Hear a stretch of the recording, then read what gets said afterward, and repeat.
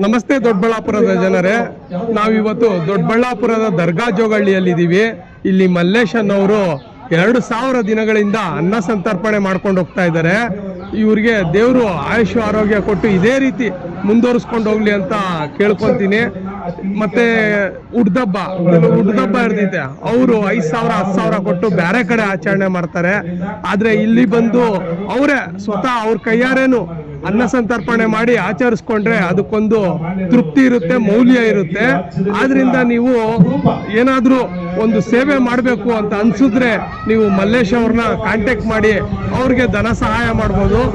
ಮತ್ತೆ ನೀವು ನಿಮ್ಮ ಕೈಯಾರ ಬಂದು ಬುಕ್ಸ್ ಹಂಚ್ಬೋದು, ಒತ್ಕೊಳ್ಳೋ ಕಂಬಳಿ ಹಂಚ್ಬೋದು. ನಿಮ್ಗೆ ಏನ್ ಅನ್ಸುತ್ತೋ, ದೇವ್ರು ಏನ್ ಶಕ್ತಿ ಕೊಟ್ಟಿರ್ತಾರೋ ಆ ಶಕ್ತಿನ ನೀವು ಇಲ್ಲಿ ದಾನ ಧರ್ಮಕ್ಕೆ ಉಪಯೋಗಿಸ್ಬೋದು. ಅದಕ್ಕೊಂದು ಮೌಲ್ಯ ಇರುತ್ತೆ, ಅದಕ್ಕೊಂದು ಸಂತೃಪ್ತಿ ಇರ್ತೈತೆ.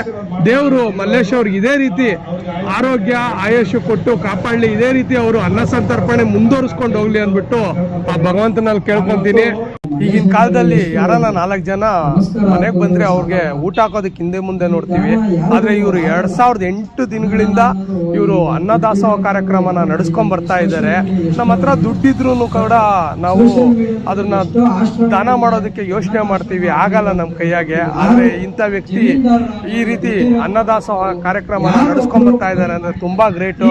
ಇವ್ರಿಗೆ ದೇವ್ರು ಇದೇ ರೀತಿ ಶಕ್ತಿ ಕೊಡ್ಲಿ, ಇವ್ರು ಇದೇ ರೀತಿ ನಡೆಸ್ಕೊಂಡ್ ಬರ್ಲಿ ಅಂದ್ಬಿಟ್ಟು ಆ ಭಗವಂತನಲ್ಲಿ ಕೇಳ್ಕೊಂತೀನಿ. ಎಲ್ರಿಗೂ ಒಳ್ಳೇದಾಗ್ಲಿ ಸ್ನೇಹಿತರೆ. ನಮಸ್ತೆ.